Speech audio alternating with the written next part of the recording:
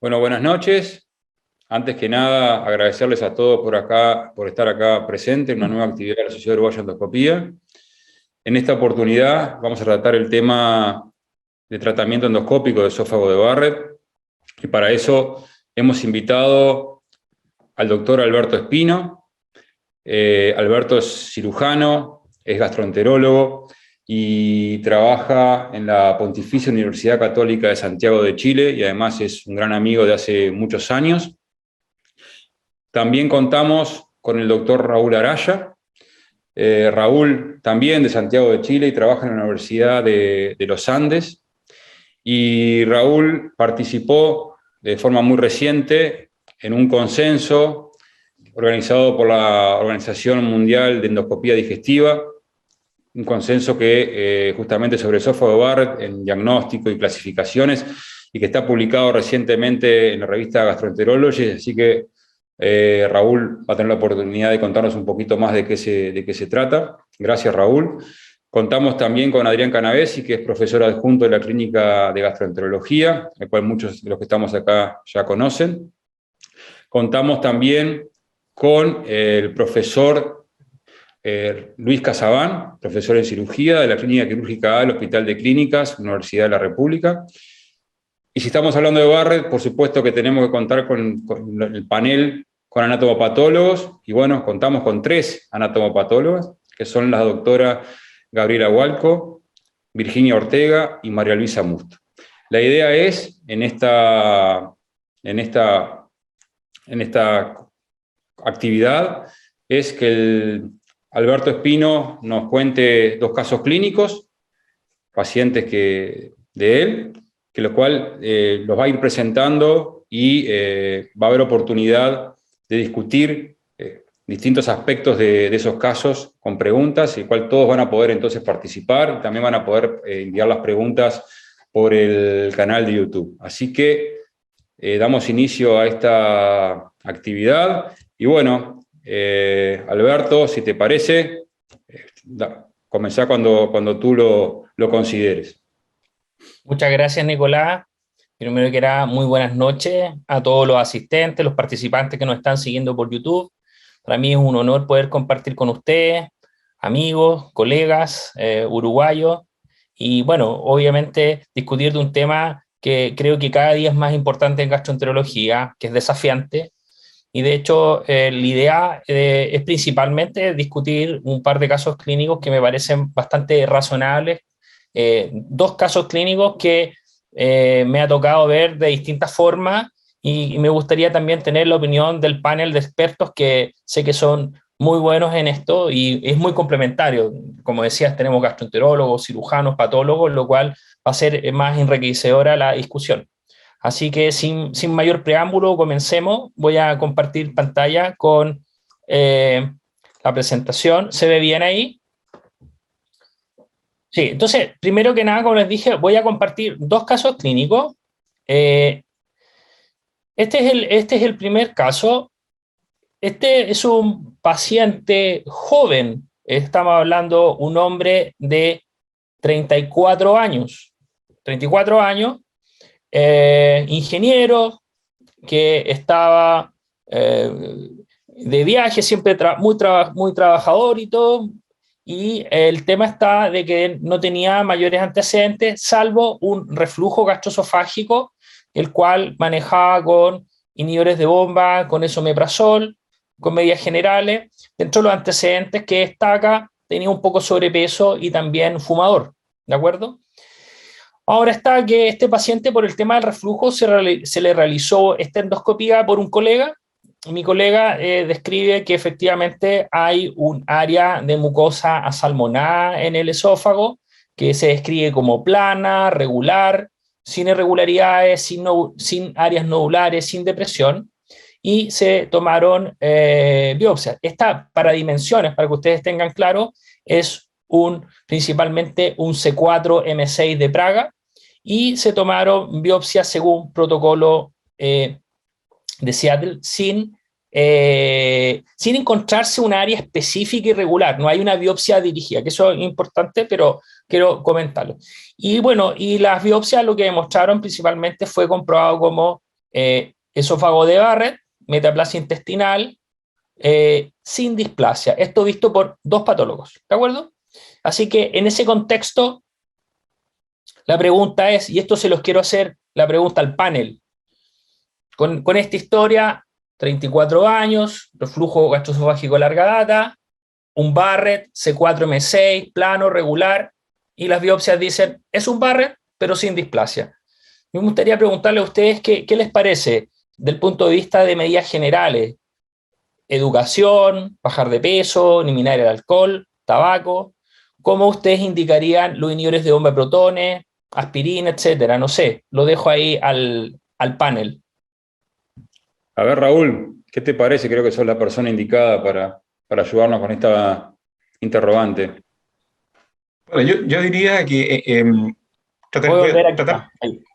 voy a tratar de ser lo más directo y concreto posible para no dilatar mucho, en beneficio del tiempo, pero en lo personal, desde el punto de vista de los antecedentes epidemiológicos, sin duda, este es un paciente mayor de 50 años, Alberto, ¿sí? No, 34 años, 34 joven. ya. 30, si uno mira el punto... 34 años.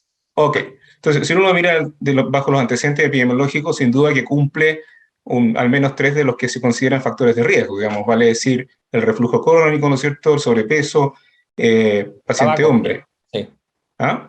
Y también tabaco activo. Sí. Y tabaco activo. Entonces hay esos 4 factores, pero tienen por lo menos mínimo 3. Del punto de vista sintomático, sin duda que el reflujo lo encontramos con esta imagen endoscópica que comparto plenamente, no tengo, digamos, la visión clara del término de los pliegues o los pliegues gástricos como punto o hito importante a definir, pero ya al momento en que se ocupa Praga nos deja más tranquilo y está claramente a 4 centímetros de los pliegues y a 2 centímetros la máxima extensión. La toma de biopsia aquí, a mi juicio, se hicieron correctas en el sentido que se ocupó el protocolo de Seattle. Y por otro lado, yo creo que desde el punto de vista de manejo, lo primero, sin duda, es el manejo del reflujo. Segundo, iniciar medidas no farmacológicas desde el punto de vista del reflujo, vale decir baja de peso, evitar el sedentarismo, coordinar esa parte, no fumar, ¿no es cierto? Y por otro lado, el inicio de terapia inhibidora de bomba de protones, sin duda que es importante. Podríamos discutir eventualmente las dosis, pero en teoría, este es un paciente que tiene un Barrett, pero sin una lesión aguda desde el punto de vista de su reflujo, vale decir esofagitis erosiva asociada. Por lo tanto, yo partiría con este paciente con dosis única, en este caso, de inhibidores de bomba de protones, en dosis de 40 miligramos, y pudiéramos discutir eventualmente la doble dosis. Ese sería mi enfrentamiento desde el punto de vista de manejo. Agregar aspirina no me parece en este momento como que tenga una evidencia importante desde el punto de vista del manejo actual. ¿Alguien haría algo distinto, no, desde el punto de vista médico? Estoy pensando, no hemos llegado al tema endoscópico, nada, principalmente medidas generales. ¿Alguien haría algo distinto? ¿Qué le dirían a ustedes a un paciente joven con estas condiciones? ¿Cuál sería el speech? A eso me refiero. Quiero agregar algo, y a lo mejor, Nico, también me gustaría y darían la opinión en ese sentido. Este es un paciente joven, reflujo severo, y probablemente estemos hablando de un ambiente en algún momento de indicación quirúrgica, probablemente del paciente si es necesario. O sea, yo creo que algo en algún momento hay que plantearlo. Pensando en un paciente joven, probablemente que va a ser un buen respondedor a niveles de bomba de protones, tiene un pronóstico, una sobrevida bastante amplia a futuro y un riesgo también mayor desde el punto de vista del desarrollo de displasia en este esófago. Y ahora algo que probablemente va a ser discutido en el seguimiento cuando se hable de la parte endoscópica. Yo creo que plantear probablemente en una primera sesión la cirugía es muy pronta, pero probablemente uno médicamente debiera tenerlo presente. Mira, Raúl, te cuento que este paciente... Dale, Alberto, Nicolás, por favor, dale. Una consulta que tú insististe y dijiste, este paciente, la histología la vieron 2 patólogos, ¿no? Y dijiste que no tenía displasia. Entonces exacto. La pregunta viene, en los casos que no hay displasia, porque siempre hablamos del segundo patólogo o que tenga mayor experiencia en lo que es patología digestiva, generalmente cuando hay displasia. ¿no? O sea, revisar la anatomía cuando no hay displasia, como que quizá no lo tenemos más incorporado. ¿Qué puedes decir sobre esto? ¿Es necesario que lo revise un patólogo cuando no hay displasia? Que ahí la variabilidad interobservador, por lo menos, no parece muy, por lo menos muy comentada. Me gustaría conocer la opinión de las patólogos que están presentes, pero ya que lo recalcaste, me gustaría saber por qué la importancia que la revea un segundo patólogo cuando no hay displasia. No sé, bueno, ahí sí la opinión de los patólogos, pero en general es súper importante en Barrett definir si un Barrett tiene o no displasia, incluso en la endoscopía inicial. Y por lo tanto, es muy relevante que sean vistas idealmente siempre que sean vistos por dos patólogos. No sé ahí los patólogos qué opinan. Sí, buenas Gabriela, noches. Virginia. Sí, Las doctoras. es, es importante la negatividad de la displasia, o sea, el hecho de definir algo como negativo, porque la displasia es el criterio más importante que va a determinar la conducta a seguir en este paciente, ¿no? Entonces, nosotros tenemos como conducta siempre verlo dos de nosotras como mínimo para definir que realmente sea, primero, un esófago de Barrett, confirmar la impresión endoscópica, y segundo, definir que realmente es negativo para displasia. Perfecto, Gabriela. Gracias. O sea que siempre lo revisan dos, aunque no haya displasia, ¿verdad? Sí, cuando hay displasia, lo que hacemos es revisarlo con alguien experto o con alguien externo, digamos. No, si bien lo miramos también nosotras, las dos o tres, generalmente se pide una opinión externa, o sea, una contrapartida externa. Excelente. Alberto, si te parece. Sí, bueno, ahora con este mismo caso, ya le hicimos las recomendaciones generales al paciente, yo creo que todos estamos de acuerdo, de hecho, el educar al paciente creo que es muy importante, dado que es una condición que puede tener riesgo de cáncer, y reducir todos los factores de riesgo me parece lo adecuado, y utilizar inhibidores de bomba de protones creo que lo queríamos todos. Ahora, sin embargo, ¿qué harían ustedes? Ya que esto es una sesión de endoscopía, ¿qué harían ustedes? ¿Seguimiento en 1 año? ¿Seguimiento en 3 años? ¿En 5? Diríamos, hagamos IEMAR, mucosectomía, ISD, radiofrecuencia. Tenemos un cirujano en el panel, también sería interesante saber cirugía antirreflujo, esofaguectomía. Di toda la alternativa, ¿por qué? Porque es interesante ver los pros y los contras, y qué harían ustedes, o qué harían ustedes basados también en las guías. Hay guías súper nuevas y que en general hay varias guías y de alguna forma ya están más o menos bastante ordenado lo que hay que hacer, pero que me gustaría saber la opinión de ustedes. Aprovechando que está Luis, ¿lo operarías a este paciente? ¿Le harías una cirugía interreflujo? Yo en este paciente creo que primero haría inicialmente una etapa de una educación del Barrett, eliminaría los factores de riesgo, sobre todo el sobrepeso, e intentaría con su tratamiento de la adicción al tabaco, y creo que le daría un plazo de 1 año o 2 años, y de acuerdo a la nueva endoscopía yo creo que este paciente va a ser un candidato a cirugía antirreflujo, por lo que decían, ¿no? O sea, que es un paciente joven, con una larga expectativa, con una enfermedad severa. Me parece que este paciente en un futuro le indicaría la cirugía. Pero primero creo que mejoraría esos factores y después se lo haría. Una pregunta para Alberto. Le recuerdo a los participantes que pueden hacer preguntas por el canal de YouTube. ¿Tá? Están abiertas las preguntas, así que se las vamos a transmitir a los expertos. Pero me gustaría hacer una pregunta a Alberto para seguir y para tratar de responder esta interrogante que él hace. Esa primera endoscopía que se hizo, fue una endoscopía de calidad, o sea, para el Barrett, es decir, se utilizó alta definición, en un momento se usó cromoendoscopía, tanto digital o cromoendoscopía química. O sea, uno puede estar tranquilo con esa endoscopía que se realizó como para poder decir, bueno, plantear un plan de seguimiento.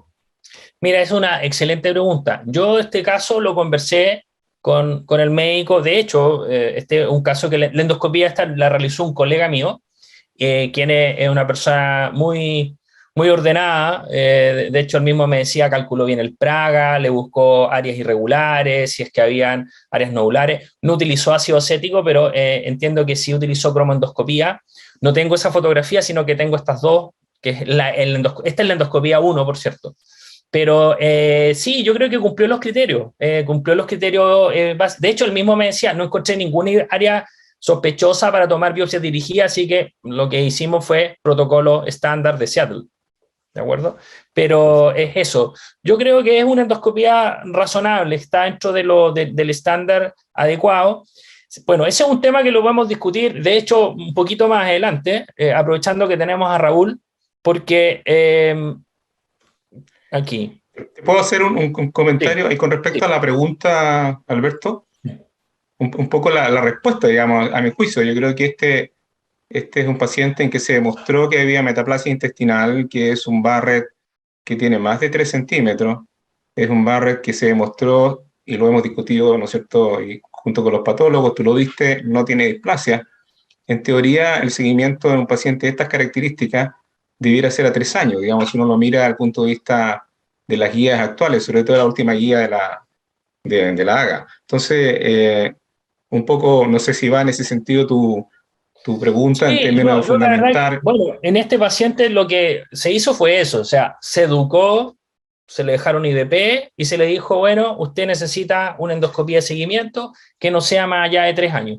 Esto fue justo en el periodo de la pandemia, porque la primera endoscopía fue el 2019. De hecho, el paciente subió de peso, fumó más un poco con el tema, ustedes saben lo que sucedió en pandemia, pero eso está dentro de lo que le pasó a la gran mayoría de las personas, incluyéndome.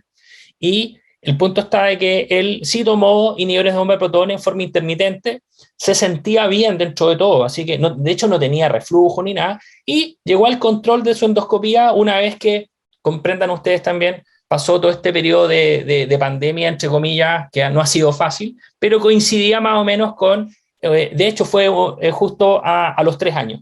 Entonces, la endoscopía de control muestra esto, y la endoscopía de control la hace mi mismo colega que hizo la endoscopía inicial, ¿de acuerdo? Alberto, perdona que te vuelva a interrumpir, pero con respecto a la pregunta anterior, yo creo que es bueno cuando uno plantea la pregunta fundamental, ¿por qué no están las otras, digamos? ¿Por qué no a 5 años? ¿Por qué no cabe las otras opciones, digamos? No sé si tú te puedes pronunciar al respecto. Sí, yo creo que, a ver, primero que nada, creo yo de que es súper importante la endoscopía inicial. De hecho, es lo que se llega a consenso en base a todas las revisiones. Es cierto de que las guías dicen 3 a 5 años cuando no hay displasia, pero sobre todo cuando son Barrett un poco más extenso, es preferible que no supere los 3 años. Por un lado. Ahora, mucosectomía o ISD debe quedar reservado cuando uno ve, ¿no es cierto?, un área endoscópicamente, una lesión endoscópicamente visible, y va a depender obviamente del tamaño. Si son lesiones pequeñas, generalmente mucosectomía es razonable. Si son lesiones más grandes, ya son con criterios más oncológicos, es toda una discusión. ISD, radiofrecuencia, la verdad que la radiofrecuencia sabemos que reduce el riesgo de progresión, pero hasta el día de hoy la radiofrecuencia es muy discutible, es polémico si es necesario o no usarla en pacientes que no tienen displasia, ¿de acuerdo? Por los riesgos, por los costos. De hecho, yo hago bastante radiofrecuencia y hemos tenido buenos resultados seleccionando bien pacientes, pero también hemos tenido complicaciones, hemos tenido estenosis. De hecho, hace poco tuve una estenosis de difícil manejo que he tenido que utilizar hasta stem biodegradable, etcétera. Entonces, no es un procedimiento que no está exento de riesgo y hay que seleccionar bien a los pacientes. Cirugía antirreflujo es todo un tema. Yo creo que sobre todo en pacientes que tienen hernias hiatales, en pacientes, ¿no es cierto?, esto es toda una discusión, pero es una alternativa.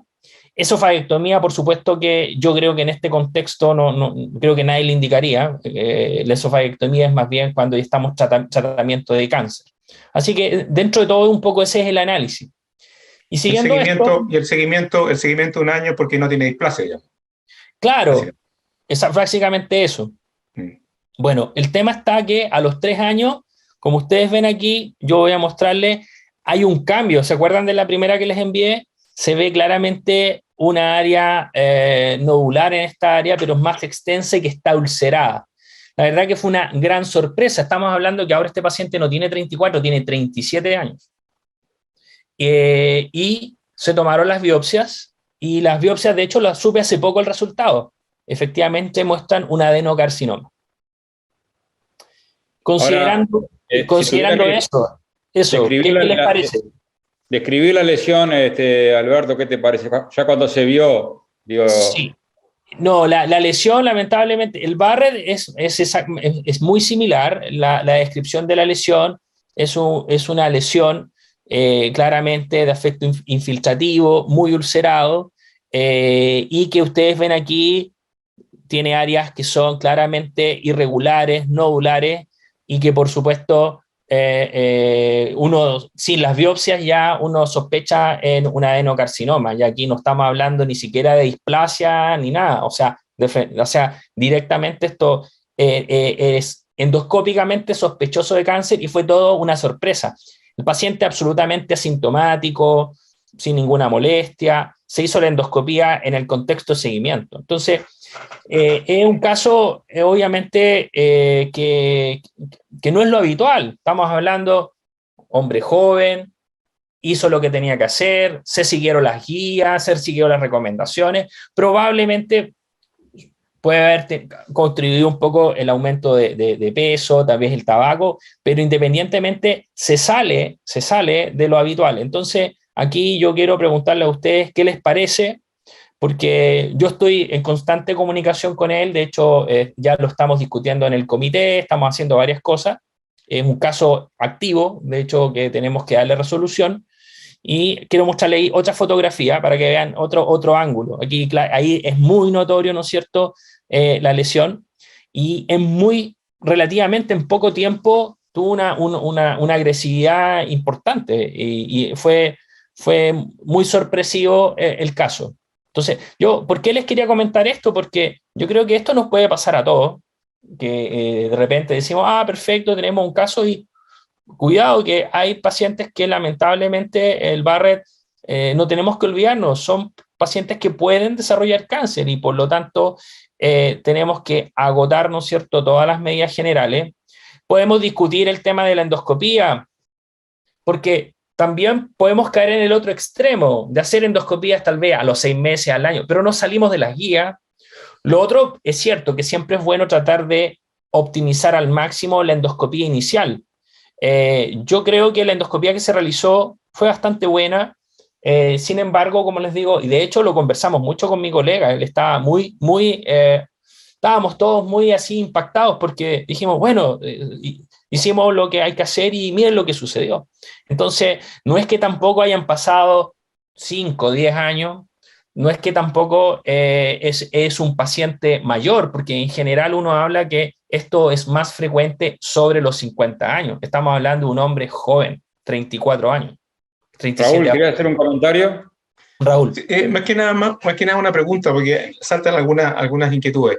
No sé si volvieron a revisar las primeras biopsias después de tener este escenario, Sí, Alberto. sí, la verdad que no se ve displasia.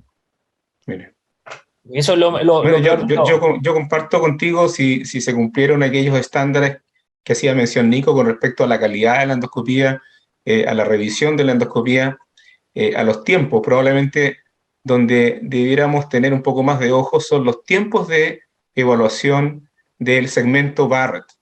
Las exigencias o lo que se recomienda en la actualidad es que nos demoremos, no demorarse en un Barrett de estas características en una primera endoscopía más o menos 1 minuto por 1 centímetro de Barrett. Entonces le está pidiendo, o sea, yo creo que un poco en lo que conversábamos también en el grupo de trabajo, un poco estos casos, es un poco si uno hace un símil con las variaciones que han existido en endoscopía de estómago, ¿no es cierto?, y de colon, en que se optimizan los tiempos, se sistematiza la endoscopía, se agregan otras maniobras como la retrovisión en colon, etc. Entonces, aquí yo creo que probablemente donde sería interesante reevaluar si se cumplió con todos los estándares, probablemente donde esto es con un afán absolutamente constructivo, esto en el sentido de que probablemente la inspección la inspección del segmento Barrett probablemente no cumplió con los tiempos o con los estándares que en la actualidad se recomiendan.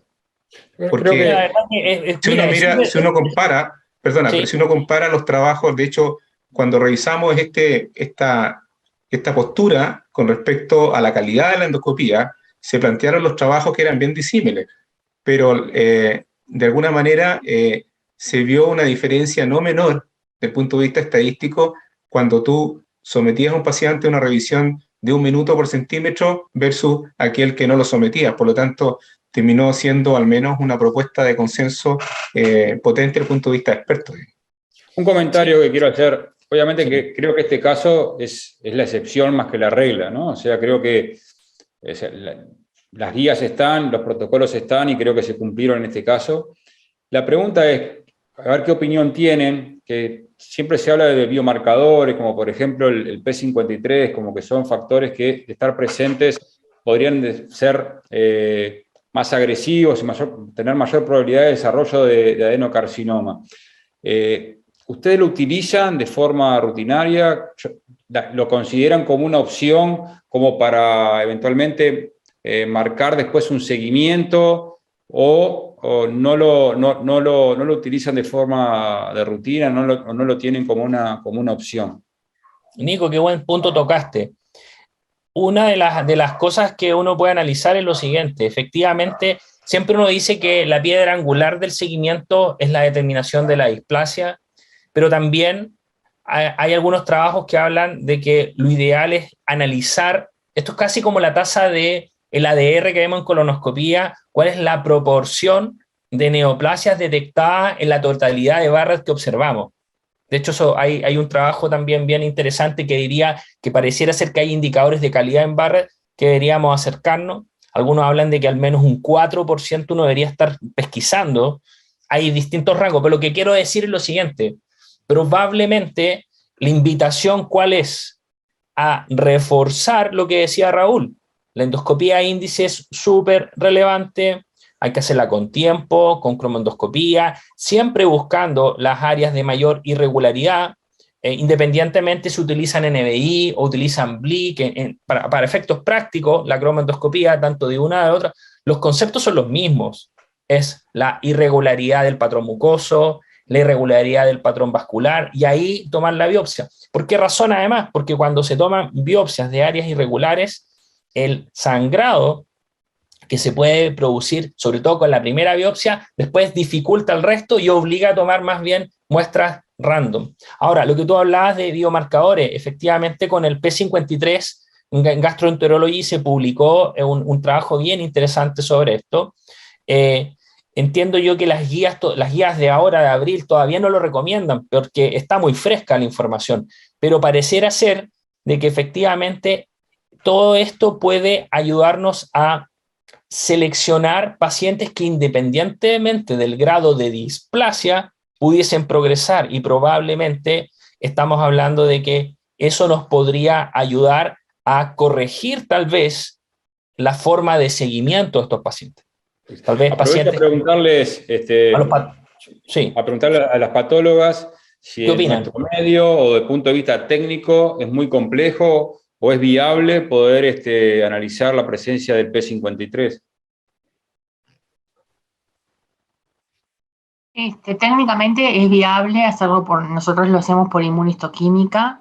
Desde el punto de vista práctico, no, como dijo el doctor, no se ha demostrado un valor aún práctico en la identificación de rutina, sobre todo porque en los esófagos de Barrett no displásicos existe un porcentaje de casos que lo expresan y no tienen la alteración, o sea, no siempre la alteración molecular es paralela a la expresión inmunistoquímica y por eso no se utiliza de rutina. A veces cuando hay mucha duda sobre una presencia de displasia o no, puede ser un criterio más que incline la balanza, pero no como factor único. Por ahora sigue siendo la evaluación morfológica de la displasia el criterio más importante, que sabemos que adolece de mucha variabilidad interobservador, ¿verdad? Pero no existe un elemento molecular o genético o de inmunistoquímica que nos permita predecir qué Barrett va a ir encaminado hacia displasia o predecir qué displasia va a evolucionar a adenocarcinoma, por lo menos Gracias, en la Paulina. experiencia nuestra. Raúl, un comentario Sí, un comentario muy, muy cortito. En las últimas guías, que son las del Journal del 2022, hace referencia al biomarcador, al Trefoil 3, que es la esponja, como una forma de hacer seguimiento en aquellos pacientes. Y lo recomienda. De hecho, las recomendaciones de screening de esa guía habla de la recomendación del uso de esponja para citológico y determinación genética de biomarcadores también como el Trefoil 3. ¿Y ustedes lo hacen, Raúl? ¿En Chile No. lo están haciendo en algunos centros? No. No. Yo te cuento, Nico, que yo estoy en conversaciones con nuestro patólogo experto en Barrett para ver si hacemos un protocolo con nuestros Barrett, pero más bien con fines de investigación, de ver cómo es la técnica, de observar, pero no todavía para uso masivo y respetando un poco, probablemente esta información del Gastroenterology es la más reciente y parece promisorio, absolutamente, a mí me parece que es una herramienta más complementaria. Sin embargo, las mismas guías son claras que todavía no lo recomiendan como uso masivo. Yo creo que en los próximos años vamos a escuchar más de esto y yo creo que aquí va a ser interesante. Yo estoy pensando en un hombre joven con un Barrett largo, aparte de tener esta endoscopía de alta calidad, probablemente yo me inclinaría también, porque a ver, digámoslo así, un hombre joven, ¿por qué ha tenido un Barrett tan largo? O sea, me parece a mí que tiene toda la vida por delante y tiene un riesgo, obviamente, no menor. A lo mejor hacer estas tinciones nos pueden ayudar a optimizar los tiempos de seguimiento, tal vez, yo estoy aquí imaginando, tal vez decir, no cada 3, cada 5, tal vez una vez al año, no sé, pero el punto es que tenemos que estar atentos porque parece ser de que este es un ejemplo que dice que es cierto, la principal indicador que nos ayuda a corregir el seguimiento es la displasia, pero ojo, que hay casos que se salen de la norma y probablemente los Barrett largos como este hay que tenerlos en mente. Una cosa con respecto al caso, Raúl, discúlpame, vuelvo a insistir, las guías son guías y después hay que ir al caso individual. Y acá, como todos muy bien dijeron, estamos hablando de una persona joven, menor de 40 años, que ya tenía un Barrett largo de inicio. ¿Tá? Yo creo que habría que, digo como aprendizaje, como enseñanza, no sé qué opinan, pero no encasillar a todos los pacientes en los mismos grupos. O sea, paciente joven que ya se le diagnosticó un Barrett largo, que además fumador, obeso, o sea, todos factores de riesgo, ¿sí? Para tener la progresión del Barrett. Entonces yo no sé si este tipo de pacientes hay que ponerlo en el mismo grupo de seguimiento, como por ejemplo ponerlo en el posible y decir, bueno, 3 años, 5 años, ¿se entiende? Quizás a veces este grupo de pacientes que reúnen tantos factores de riesgo y son jóvenes, quizás haya que salirse un poco del protocolo y bueno, eventualmente realizar un seguimiento previo a lo que las guías nos recomiendan. No sé qué opina. Acá estamos hablando ya, con un diagnóstico final, pero el aprendizaje de este caso, ¿qué nos deja? A mí en lo personal, sin duda que la edad se me escapa completamente del grupo, digamos, habitual. Yo no sé si hubo una evaluación o investigación familiar, porque... No tiene antecedentes familiares Es un punto importante, ojo, qué bueno que lo tocaste. Descrito, Está como muy descrito. factor de riesgo. Yo tengo un caso, les cuento algo que hice, tuvimos un paciente que eran mellizos, que el hermano falleció de un adenocarcinoma y esofágico, y por lo tanto él se hizo la endoscopía un poco considerando el temor y todo, y bueno, y se le encontró un Barrett larguísimo, casi de 7 centímetros, sin displasia, ojo, súper bien mirado. Yo lo miraba obsesivamente porque yo dije, o sea, el familiar murió, la probabilidad que tenga displasia es alta. Lo tomé muchísimas biopsias y todo. Además tenía una hernia yatal importante. Entonces teníamos todas esas condiciones. Tomamos la decisión, dado el contexto y dado que también era un hombre joven, realizar igual radiofrecuencia. Nos salimos un poco en la guía, pero considerando el fuerte antecedente familiar y que nos parecía de que el riesgo de ese hombre no era bajo. Entonces, es cierto, las guías, como dice Nicolás, son guías, hay que ir viendo caso a caso los genes aquí son importantes, eso sí, siempre hay que preguntarlo, o sea, antecedentes familiares de cáncer de esófago, hay que preguntarlo dirigidamente. Creo yo que es muy relevante porque efectivamente puede ayudar también al manejo. Ahora, yo creo que el aprendizaje con este caso, creo yo, es de que de alguna forma primero nos sorprendió a todos. Yo todavía estoy sorprendido, yo converso con él y queremos hacer lo mejor por nuestro paciente ahora. Lo hemos discutido, le pedimos un PET-CT que está pendiente y obviamente se va a discutir ahora con el comité oncológico y con cirujanos de esófago, que ya también conocen el caso porque, bueno, y tenemos al doctor, a mí me gustaría preguntarle al doctor Casabán, ¿usted qué haría con él ahora? ¿Cuál es su enfrentamiento? ¿Cómo estudia usted un paciente cuando ya tenemos el diagnóstico de adenocarcinoma? ¿Qué nos recomendaría? Bueno, en primera instancia lo guiaría los estudios diagnósticos hacia la estadificación y creo que le solicitaría el PET, la tomografía y de acuerdo a eso vería la nueva estadificación, de acuerdo a la estadificación, si le haría alguna neoadyuvancia para luego intervenirlo, reestadificación e intervenirlo. Luis, ¿has vivido casos como este? O sea, tan jóvenes, en tu experiencia. No he vivido ninguno y la verdad que me ha sorprendido el caso. Pero porque a veces no somos muy quirúrgicos cuando se diagnostican esto, nos envían estos pacientes con estos Barrett largos, uno trata como la cirugía antirreflujo, si asocia la hernia yatal, el hernia yatal es chica, habitualmente uno trata de continuar con el tratamiento médico y tratar de mejorarlo y un poco aplaza los tiempos de la cirugía. La verdad que este caso me sorprende, me ha sorprendido. Alberto, ¿te parece si avanzamos con el segundo caso y después ya nos contarás después en otro momento cómo se resolvió? Oye, disculpen que lo tengo en inglés porque este caso lo voy a presentar también pronto en un curso de Barrett de Nottingham con nuestro amigo Adolfo Parra. Así que, de hecho, porque le pedí, por cierto, ¿por qué lo hice también? Porque les pedí ayuda. le pedí ayuda al grupo de Nottingham, que son muy buenos amigos, porque es un caso también difícil, ¿no?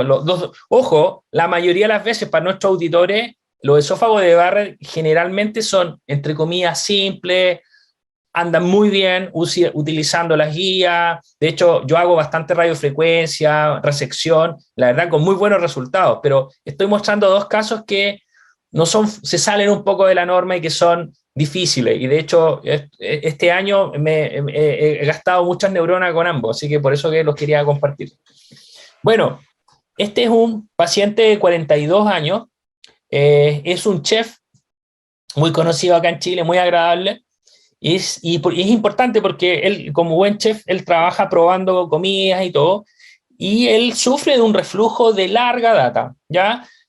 Yo lo conocí por eso. Él tenía antecedente una cirugía antirreflujo, tenía una fundoplicatura de Nissen en el 2009, y él es muy ordenado. De hecho, él toma esomeprazol de 40 miligramos 2 veces al día. Es muy ordenado. Y a mí me lo enviaron por una endoscopía inicial que mostraba un Barrett de segmento corto, pero era cortito, o sea, estamos hablando C1, M1 máximo, ¿de acuerdo? Entonces, aquí les quiero preguntar a ustedes. Primero, la gastroscopía. Esta es la gastroscopía inicial del 2018. Si ustedes lo ven ahí en amarillo, es eso el Barrett. El resto se revisa bastante bien. Eso es esta área, es muy corta, es máximo, pueden ser 12 milímetros a lo mucho, pero no es más que eso. ¿Y qué mostraba? Se tomó la biopsia y era una lesión plana, que ustedes ven aquí. Se tomaron biopsias dirigidas en esta zona y que mostraron metaplasia intestinal con displasia de bajo grado. ¿De acuerdo? Entonces, yo aquí quiero hacerle una pregunta dirigida a mi amigo Raúl Araya. Primero, felicitarlo porque Raúl presentó, aquí está, es uno de los coautores de este importante trabajo en Gastroenterology. ¿Qué consejos nos podrías dar en base a este consenso en que tú participaste? ¿Cuáles son ¿Qué tips te gustaría comentarnos, Raúl? Por favor. Bueno, en realidad hay varios, que parten desde la sugerencia de la buena endoscopía, digamos, la endoscopía de calidad que hizo mucha mención Nico, es lo que se hizo énfasis en ese consenso. Del punto de vista del diagnóstico propio de Barrett, una de las sugerencias que siempre se tiene que hacer, sobre todo cuando hay una hernia hiatal, hay que tener cuidado en el sentido de no insuflar mucho el esófago, sino hay que tener claro reconocimiento de los pliegues gástricos para definir de dónde parte la circunferencia y hasta dónde se extiende o se da la lengüeta del Barrett. Del punto de vista de la inspección, se hace mucho énfasis en ser muy cuidadoso, y qué bueno que pusiste este diagrama en pantalla, porque donde más énfasis se hace es definir justamente los cuadrantes que están puestos en pantalla, en donde se define cuadrante izquierdo, cuadrante derecho, cuadrante posterior y cuadrante anterior. Si ustedes se dan cuenta, en la figura de la izquierda, en el cuadrante inferior izquierdo, que vendría siendo el cuadrante izquierdo, hay una laguna de agua o saliva. Cuando un paciente está en decúbito lateral izquierdo y se visualiza esa laguna, eso corresponde al cuadrante izquierdo. Y por lo tanto, lo que está enfrente es el cuadrante derecho. Cuando uno hace la inserción esofágica, hay dos compresiones extrínsecas que uno tiene que tener presente. Uno es el bronquio fuente izquierdo y otro es el latido de la aurícula izquierda, y que se ubican en el eje del cuadrante anterior, que está ahí en pantalla. Entonces, cuando uno hace la inserción, uno tiene que partir respetando y llegando de esa manera que está en el diagrama, de tal forma de definir los diferentes cuadrantes. Porque eso permite para un segundo operador tener la misma referencia que el primer operador, con la misma exactitud y reproducibilidad del diagnóstico endoscópico. Entonces, eso desde el punto de vista de la endoscopía en sí es tremendamente importante. Eso permite, ¿no es cierto?, tomar las biopsias, y ahí se suma, una vez hecho el diagnóstico por la figura anterior, se suma los criterios, ¿no es cierto?, que están definidos para NBI, que son los criterios BINC, en el cual cuando defines por cromoendoscopía de magnificación un área sospechosa, definir sus patrones vasculares y mucosos, y si son regulares, irregulares, y ahí dirigir la biopsia, que es donde se ha visto una ganancia tremenda de positividad en displasia en diferentes grados y adenocarcinoma. Por lo tanto, yo creo que esto es uno de los grandes aportes, y este aporte lo hizo principalmente el doctor Fabián Emura junto con Pratek Sharma. Y creo que es algo que tenemos que preocuparnos en Latinoamérica, hacerlo en forma mucho más rigurosa desde el punto de vista de sistematización diagnóstica. Ese sería mi comentario, Alberto. Gracias, Raúl. Gracias, Raúl. Volviendo al caso, entonces, para que recuerden esta imagen, es un Barrett, una lengüeta, con Barrett bien demostrado, con displasia de bajo grado, es plano. Entonces, ya que estamos y hablaste del diagnóstico sin mostrar la imagen, hasta uno podría discutir si están todos de acuerdo que es un C1M1, porque quizás viendo que lo que predomina es esa lengüeta, y el otro podría ser una línea CT regular, hasta podría ser un C0M1, como sí, que lo que predomina es la lengüeta, ¿no? O sea, sí. Estoy de acuerdo contigo, Nico, sí, absolutamente de acuerdo. Lo que pasa es que en algún momento se ve, disculpan, en algún momento hay otra fotografía donde se ve un poquitito más de circunferencia, pero para efectos prácticos no es un Barrett, podríamos decir un Barrett de segmento corto, ese es lo relevante. Menos de 3 centímetros. Exacto. Entonces, aquí, ¿cuál es la pregunta? Esta es la pregunta al panel. ¿Qué harían después? ¿Ustedes repetirían la endoscopía en un año? ¿Realizarían mucosectomía, ISD o radiofrecuencia? ¿Qué les gustaría hacer? Perdón, Alberto, la biopsia informó metaplasia intestinal, ¿no? Y capaz que me perdí. Sí, no. Barrett con displasia de bajo grado, bien demostrado. Bajo grado. ¿Qué harían? ¿Qué les gustaría? ¿Qué piensan? Ya, Nico, te dejo la tarea. ¿Hay alguna pregunta, Adrián, de los participantes con respecto a este caso? En este caso, Federico de Simone preguntó qué opinión tienen de la evaluación con la magnificación y la alta definición y cromoendoscopía electrónica en los sectores de Barrett largos que nos permiten valorar con mayor exactitud la displasia. Creo que se refiere a los diferentes tipos de cromondoscopía, si sería lo mismo valorarlo con NBI, con FAIS. Bueno, bien interesante. Raúl ya mencionó algo. Una de las clasificaciones cromondoscópicas más reconocidas probablemente es la de BINC, ya la de NBI. Pero hace poco también salió una con BLI. De hecho, es bien interesante. Y cuando yo comparé los dos trabajos, la verdad que si uno ve, los conceptos son los mismos. Yo creo que la cromondoscopía, o sea, en primer lugar, necesitamos endoscopía alta definición. Ese es el número 1. Número 2, necesitamos una adecuada preparación. Eso implica a lo mejor usar CAP. Con el CAP muchas veces uno revisa mejor. Si uno tiene la suerte de tener un equipo con buena magnificación, por supuesto que es más útil, porque al final del día uno tiene que comparar los patrones. Uno quiere ver si el patrón es regular o es irregular. O sea, pero si es regular o irregular, tanto mucoso como vascular. Pero los conceptos son similares tanto para utilizar NBI como usar BLI. Yo creo que ese son los mensajes. No sé si piensa algo distinto, Raúl. ¿Cuál es tu opinión?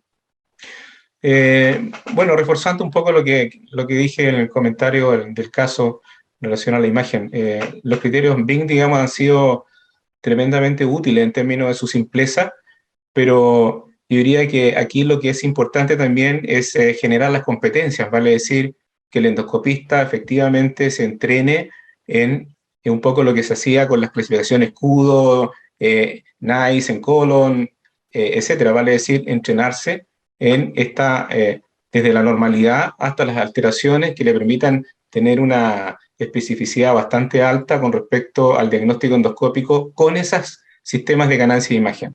Yo creo que eso es muy importante. Fantástico. Alberto, a ver, Adrián, ¿sí? ¿Qué comentario? Sí, una consulta que quería hacer Raúl. Alberto, ¿y qué opinan referente a lo que estaban diciendo anteriormente de la semiología, de la observación por cuadrantes? Si ustedes dan un énfasis mayor cuando hacen un análisis a los sectores que están entre la hora 1 y la hora 5, que se describen que generalmente es donde más se encuentra displasia y lesiones visibles.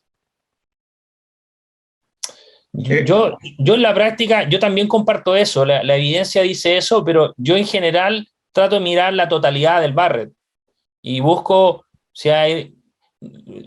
A ver, yo tengo residentes y les digo, biopsia, siempre la primera biopsia es infinitamente importante porque se corre el riesgo que después sangre y cueste mucho visualizar el resto del esófago, por lo tanto, la primera biopsia tiene que ir dirigida al área más irregular, el área que a ustedes les parezca menos regular dentro de todo, ahí es por el color. Inclusive, por ejemplo, la clasificación publicada por BLI te dice, si hay un área más oscura, ahí es el lugar.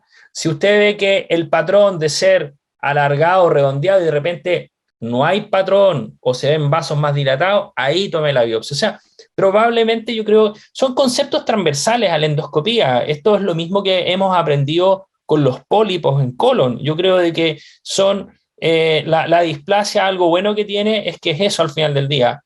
La irregularidad, la ausencia de patrón, el cambio en la coloración. También cuando vemos un solevantamiento, si vemos un área nodular o si vemos un área más depresiva, también es importante eso. Ahí es donde hay que tomar las biopsias. Es más... Una cosa, un comentario con respecto a lo que dice Adrián, que bueno, que como todos sabemos, el 85% de la neoplasia se ubica en el hemisferio derecho, entre la hora 2 y la hora 6. Y con respecto a lo que tú estabas diciendo, Alberto, la importancia de conocerle la cara a la displasia o a la neoplasia en Barrett, que no todos realmente se la conocemos. Una cosa es en colon, que quizás tenemos mayor experiencia, pero en Barrett hay cambios muy sutiles que realmente tenemos que conocerlos y tenemos que ir a buscarlos. Creo que eso es fundamental. Ahora, con respecto al caso, ¿sí? Así avanzamos un poquito, acá informa displasia de bajo grado. Creo que así la importancia de que se confirme por un segundo patólogo, creo que eso no hay duda. Sí, tiene dos patólogos. Eso es fundamental porque quizás los patólogos quieran decir algo, pero donde existe mayor variabilidad interobservador es con la displasia de bajo grado. No sé si quieren hacer un comentario específico sobre esto, las patólogas, cuál es lo que mayor problema les da para definir la displasia? ¿Cuando es de bajo grado o cuando es de alto grado? No sé si están ahí. Sí, es así, realmente la displasia de bajo grado es difícil de definirla, hay que separarla de los cambios reactivos que pueden simular atipías y es importante, como decíamos, la valoración independiente de no solo de las personas que están siempre trabajando con nosotros, que tienen los mismos criterios, sino hacer una valoración independiente externa. La displasia de alto grado tiene más dificultad en diferenciarse de un adenocarcinoma intramucoso, por ejemplo, pero ya no es, digamos, difícil cuando se ven las atipías citológicas o arquitecturales de alto grado hacer el diagnóstico de displasia de alto grado como mínimo, ¿verdad? Gracias, Gabriela. Y ahora, con respecto a la pregunta específica, y acá vamos, una cosa es lo que puede recomendar las guías y otra es el caso individual, ¿verdad? Y acá, si uno me pregunta, ¿qué harías tú, Nico, con este paciente, si fuera mi paciente? Y yo la respuesta es, si tenemos una displasia de bajo grado en un paciente joven, que además se observa en un pequeño sector de 1 centímetro, ¿no? Es así, corregime, Alberto, ¿no? En una área. En esta pequeña área. Entonces yo sinceramente, si me proponen el caso, yo digo, bueno, yo creo que lo que podríamos hacer es la resección de esa lesión. Bueno. ¿Y qué opción terapéutica? Y bueno, creo que como es un área chica de 1 centímetro, creo que una opción terapéutica es la resección con mucosectomía. Y si me preguntás con qué técnica mucosectomía, la mucosectomía con banda, es decir, aspirar para una banda y resecar, y después enviar toda esa pieza para que lo estudien los patólogos, ¿verdad? Que va a ser mucho más representativo que una simple biopsia. Eso es lo que yo le ofrecería a este paciente. No sé si están Alberto, de acuerdo. una consulta previa. Desde el punto de vista endoscópico, el resto de la línea Z se revisó, ¿no? Sí, se revisó, se veía bien. La verdad, voy a mostrar otra fotografía después, pero esta al menos de esta endoscopía no le hace tanto honor para complementarte eso.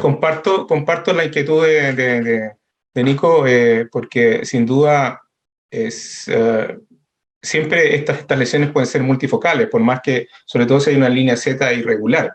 Si bien está descrito y las guías dicen línea Z irregular, menos de 1 centímetro, no tome biopsia, pero si ya nos encontramos con un tejido adjunto que tiene una displasia, aunque sea de bajo grado, creo que el resto, ¿no es cierto?, de la circunferencia tiene que ser examinada con bastante detalle y eventualmente también biopsiada en frasco aparte, digamos, como lesión, o sea, como área normal versus área alterada.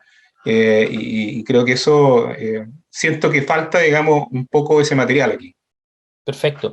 ¿Qué les puedo comentar? De que en general este caso nosotros lo discutimos también, dado a que era un área relativamente pequeña y además cumplía con displasia a bajo grado, era plana, nos parecía que era bastante sencillo hacerle radiofrecuencia, que un poco, si uno ve cuáles son los trabajos grandes en esto, pareciera ser razonable. Ahora, entiendo el punto de Nico, también la mucosectomía es una opción, pero hay que sopesar siempre hay que poner los riesgos, la disponibilidad y todo.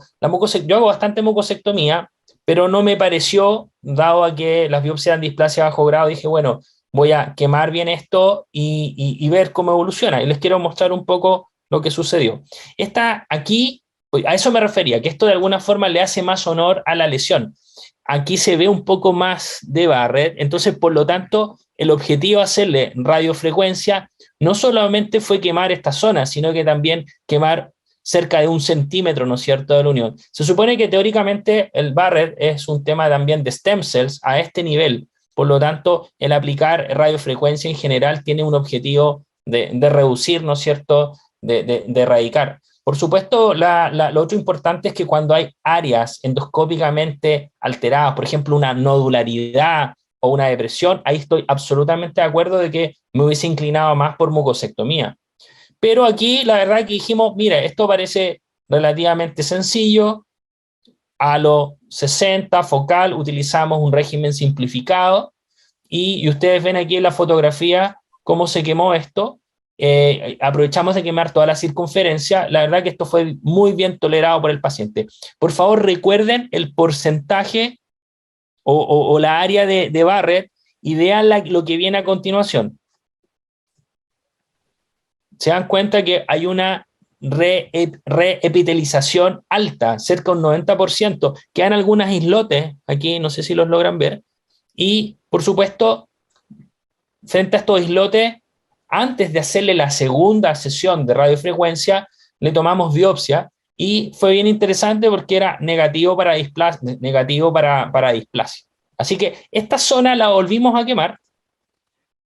Fíjense ustedes cómo quedó. En ese contexto, Alberto, si bien faltan sesiones, pero el objetivo es erradicación completa, ¿no es cierto?, Sí, de metaplasia y displasia, ¿no? Sí, así es. Esto en general es lo habitual. Les cuento un poco. Radiofrecuencia, cuando uno realiza radiofrecuencia, uno sabe de que con la primera sesión no es suficiente. Generalmente, en general, son 2 o 3 sesiones, dependiendo de la longitud del segmento. Esto a mí me parecía que era un segmento pequeño. De hecho, honestamente, yo les voy a decir, yo veía como un Barrett súper pequeño. Dije, un Barrett sencillo, fácil de tratar. Hemos tenido Barrett mucho más complejos que hemos tratado con Halo 360, hemos quemado más, o la combinación de áreas nodulares con mucosectomía, radiofrecuencia, y que han andado muy bien. De hecho, los resultados en general de la combinación de tratamiento de erradicación combinado con radiofrecuencia son la terapia de elección hoy día del Barrett, y tienen tasas de éxito de un 85-90%. Entonces, en general, es una buena terapia. Y pasó esto, y después, al seguimiento, fíjense ustedes cómo cambió este efecto, ojo, cuidado, que es por la fundoplicatura de Nissen. Aquí probablemente el doctor Casabian nos puede explicar más, pero se ve, ¿no es cierto?, los signos de esto. Y si ustedes ven, la zona del Barrett, donde estaba aquí, está toda, ya está repitalizada, y nos va quedando esa área pequeñita. Yo la verdad que, ¿qué es lo que hice? La zona residual, le tomé biopsias de nuevo, y el patólogo me dijo, Alberto, esto no tiene nada, tiene inflamación, pero no veo metaplasia y no veo displasia. ¿De acuerdo? ¿Qué sucedió aquí? Entramos en el periodo de pandemia, que yo creo que es un factor para todos los tipos de cosas. La famosa pandemia ha alterado la medicina en general. Y vino a control, y fíjense ustedes que de esta área pequeña pasamos a esto. O sea, yo dije, aumentó un poco. Esto fue en febrero 2021. Dijimos, mira, esto es pese a todo, si ustedes me gustaría, Raúl, el patrón que se ve no es el típico patrón, ese es un patrón bastante regular. De hecho, si uno lo observa, nadie pensaría que esto es irregular, sino a mí esto es regular, pero es Barrett residual, por lo tanto, voy a tomarle de nuevo biopsias. ¿Y qué pasó? Que mostraba metaplasia intestinal, pero con displasia de bajo grado. Entonces, dijimos, bueno, ¿qué hacer ahora? Lo seguimos, le hacemos una resección, ISD o radiofrecuencia, ¿de acuerdo? Un poco por el tiempo les voy a decir lo que hice. Dije, bueno, ya me va quedando menos, porque vean ustedes, tengo todo esto muy bien. Bueno, lo quemaré de nuevo, esta zona específicamente, y ya deberíamos estar listos. Porque además, piensen una cosa, esta terapia, la verdad que es una terapia muy bien tolerada por los pacientes en general, la radiofrecuencia. No es una terapia compleja, por cierto, salvo sobre todo, ¿cuándo es complejo? Sí, cuando tenemos Barrett extenso y utilizamos sobre todo Halo 360, ahí yo he tenido más problemas, pero cuando quemamos con paleta en forma localizada, la verdad que es muy bien agradecida. Los pacientes despiertan y se van muy tranquilos hacia su casa. El tema está que pasó la pandemia, fíjense ustedes, y esto en febrero del 2022, digo, no, de nuevo apareció, dije, este es como un pequeño segmento, y aquí el problema fue otro. Nos dice metaplasia intestinal, con un foco pequeño de displasia de alto grado. Es más, yo le dije, hablé con la patóloga, le dije, pero ¿cómo? Estamos hablando que esta zona ya ha tenido 3 radiofrecuencias bien ordenadas y de hecho este paciente se me salía de mi promedio, o sea, en general nuestras radiofrecuencias han andado muy bien y en general es lo que está descrito en la literatura. Entonces, tenemos este pequeño foco. Entonces, frente a ese pequeño foco, ¿qué harían ustedes? Dijeron, bueno, ya hemos aplicado 3 radiofrecuencias, ¿qué harían? Yo creo que iría por la terapia resectiva, ¿no? Alberto, no sé, Raúl, qué opina, o qué opinan los demás, pero creo que iría por la terapia resectiva. ¿Qué tamaño tiene esa lesión que tú describes más o menos? No, con suerte un centímetro, claro, muy pequeño.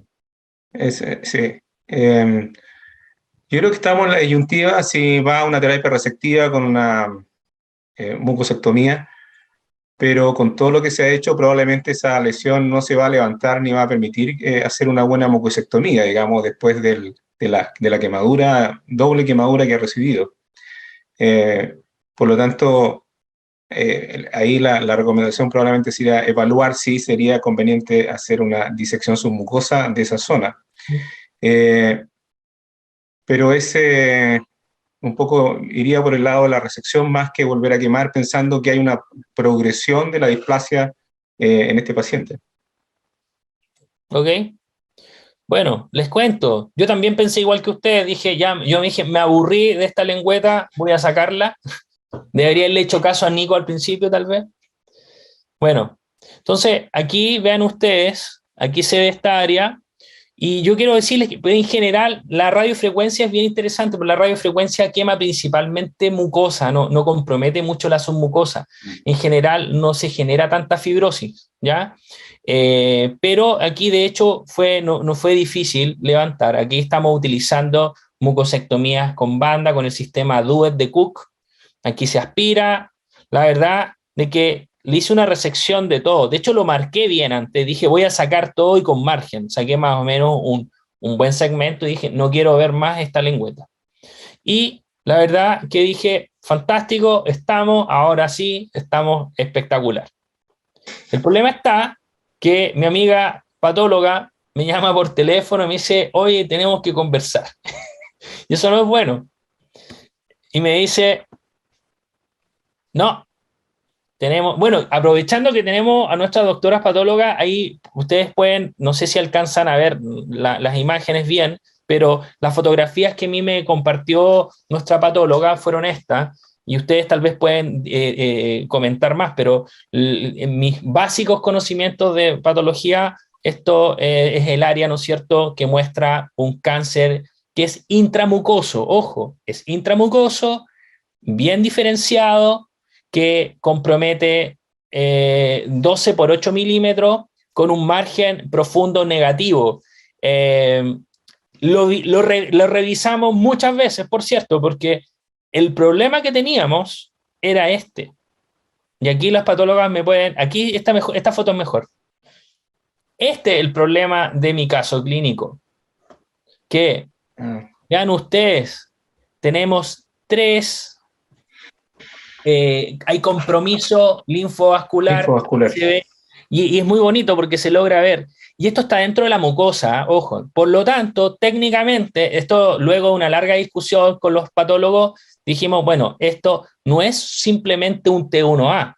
De hecho, es un T1A con signos de alto riesgo. Y dentro de estos signos de alto riesgo, por supuesto, están la presencia, ¿no es cierto?, el compromiso linfático. No sé, ¿hay algún comentario de la fotografía? ¿Ustedes están de acuerdo, doctora? ¿Qué les parece? Sí, estamos de acuerdo. Hay que recordar que el carcinoma intramucoso del esófago justamente tiene, a diferencia del colon, por ejemplo, el lecho linfovascular del esófago es mucho mayor y la posibilidad de metástasis existe, es más alta, o sea que es realmente un parámetro de alto riesgo para este paciente. Y morfológicamente se ve claramente la atipia, tanto citológica como arquitectural, que se presenta ahí en la foto y la embolia. Entonces estamos frente a un paciente joven de 41 años, chef y buen chef, con este diagnóstico que nos acaban de hacer la patóloga, y le decimos, doctor Luis Casabán, este es el paciente, ¿qué le parece? Se lo enviamos para que valore la esofagectomía. ¿Cuál sería su respuesta, profesor? Bueno, es una muy buena pregunta. Yo pienso que en este estadio, con un PET negativo, no le ofrecería una cirugía resectiva, no le haría la esofagectomía. Me parece que lo controlaría con nuevas endoscopías. Y una consulta como algo intermedio, ¿no?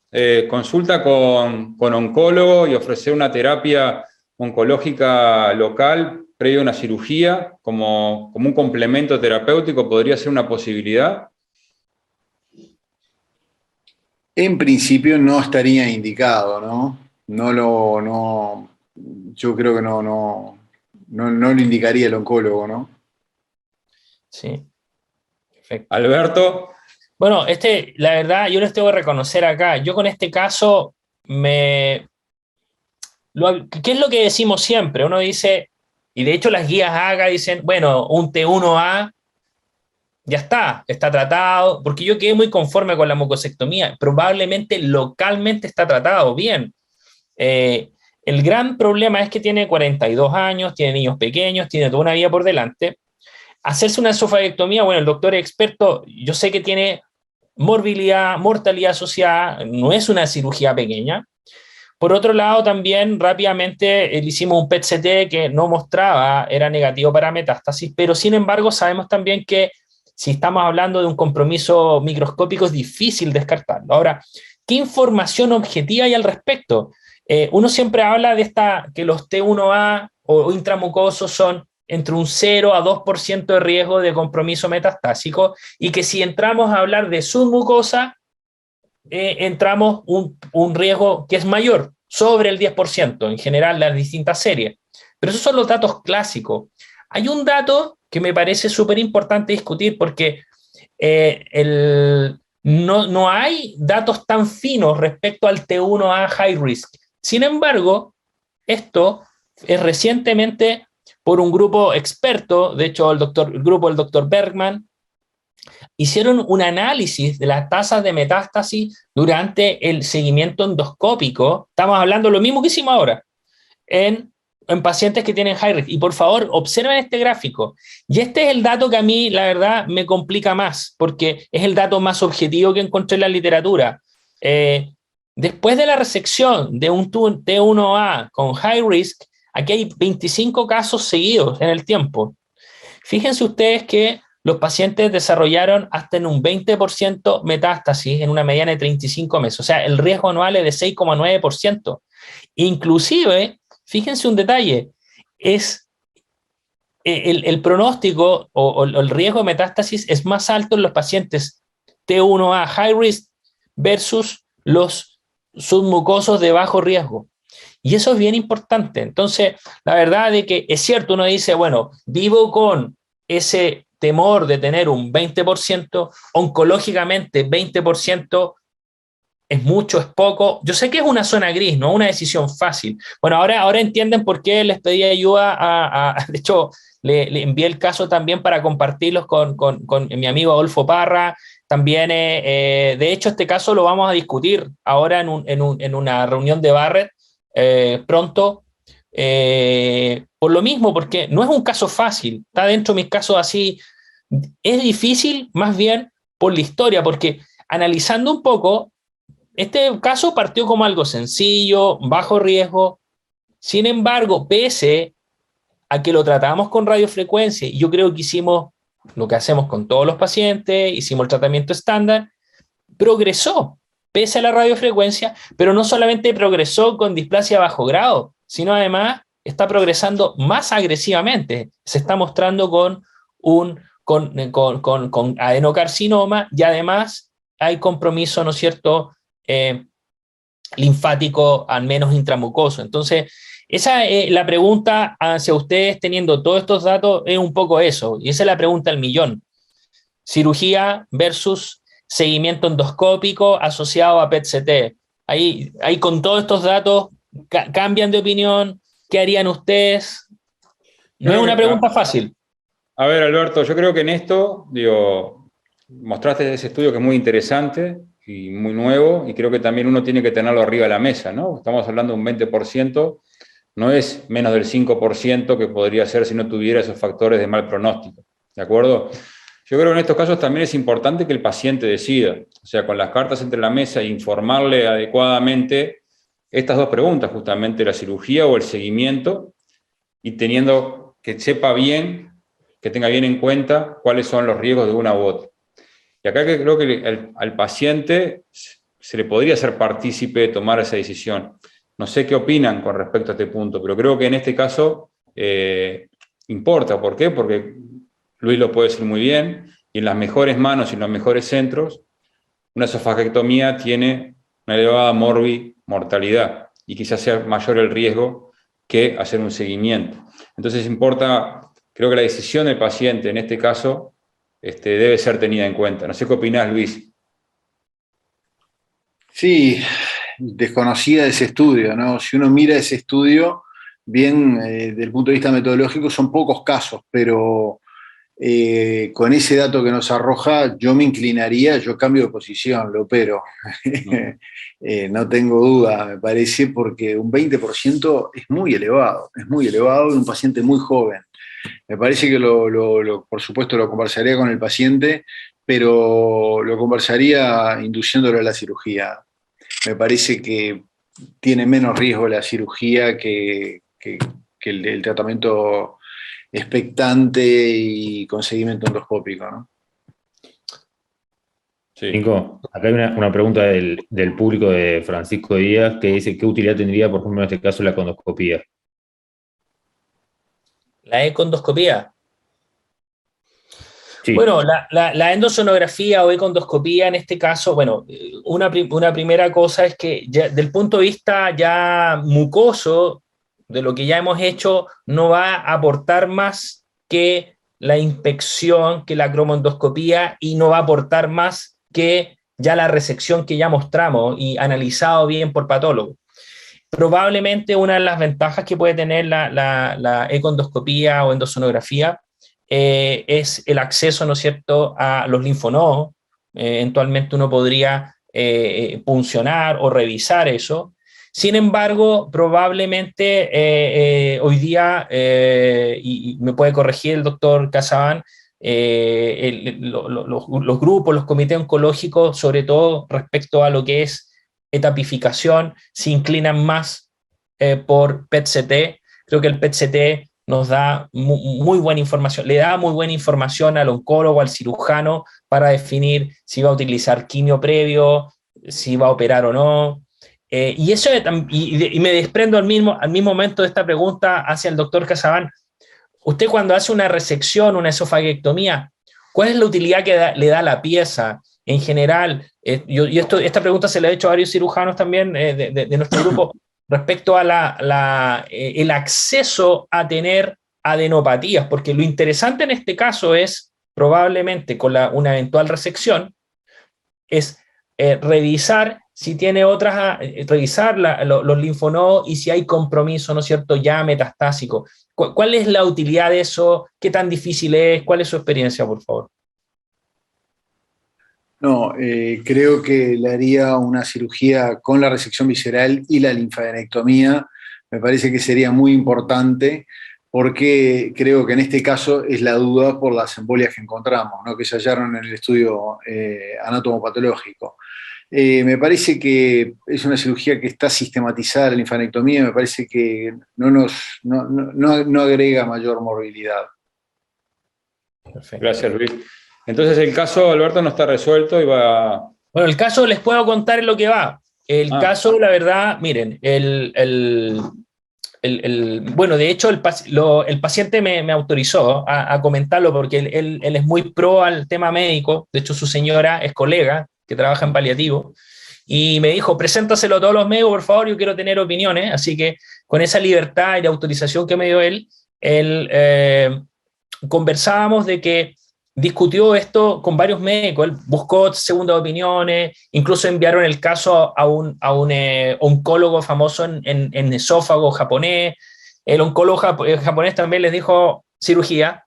Yo a todos los cirujanos que le he presentado acá en mi centro también se inclinan mucho por cirugía, sobre todo porque con este antecedente que tenemos, porque este es el dato duro, este trabajo probablemente es del punto de vista metodológico, nos ayuda mucho, yo creo que es un muy buen trabajo, porque esta información no estaba antes desde esa perspectiva. Y obviamente el paciente igual lo pensó y él sabe, él tiene claro de que existe una alta posibilidad que a lo mejor esté curado. Sin embargo, dice, bueno, tengo una chance y ya he sido ordenado, tenía pocas probabilidades que la radiofrecuencia fallara y de alguna forma fracasó, progresó. Biológicamente es muy joven y parece agresivo esto. Entonces, sumando y restando, a mí me parece, y yo también me inclino, después de haberlo pensado mucho, me parece a mí que si fuese mi esófago, yo creo que me arriesgaría, creo que la cirugía parece razonable por lo que dice el doctor Casabán, porque probablemente vamos a tener acceso a los linfonodos y tener la tranquilidad, obviamente, de que esta puede ser la ventana, la oportunidad de frenar, ¿no es cierto?, un cáncer.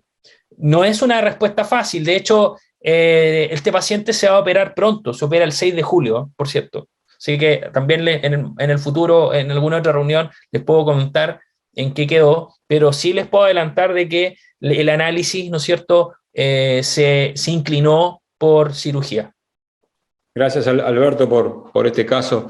Y también creo que como conclusión, que estos dos casos que mostraste son las excepciones a la regla, ¿no? O sea, creo que no es lo más común, lo más habitual, por suerte, porque si no nos vamos a ir todos pensando que el factor de riesgo para desarrollar adenocarcinoma es que te haga una endoscopía el doctor Alberto Espino, y no es así. Bueno, sí, es lo que sería muy malo. ¿Ah? Claro. Sería muy malo. Yo creo que con estos casos uno aprende mucho, ¿verdad? Porque nos pone de vuelta en eso de que el esófago de Barrett siempre nos sorprende, y esa es la realidad. No deja de sorprenderlo, por más que uno cumpla todo lo que tiene que ver la terapéutica, que siga los pasos diagnósticos, que siga con la terapéutica adecuada, siempre nos sorprende. Entonces es bueno, creo que este aprendizaje que nos dejás con estos casos, Alberto. Creo que en relación, que ya estamos pasado de tiempo, si les parece, podríamos ir finalizando. Creo que sería bueno, si nos podés compartir después, Alberto, el artículo del profesor Bergman para que nosotros lo podamos difundir. Creo que sería, sí. si tú me lo envías, nosotros lo podemos después reenviar a todos los participantes, igual que también le pido a Raúl si nos puede enviar el consenso de la Organización Mundial para que nosotros lo podamos difundir, o si nos autoriza a difundirlo, creo que sería muy bueno, si les parece. Y bueno, nada más que agradecerles a todos los panelistas, agradecerles a todos los participantes, y bueno, creemos que hemos aprendido mucho con esta sesión. Y no sé si los invitados extranjeros, tanto Alberto como Raúl, quieren decir unas últimas palabras. Por favor, adelante. Raúl, por favor, te dejo la palabra.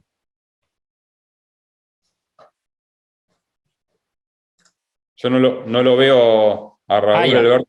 Voy entonces, si no está...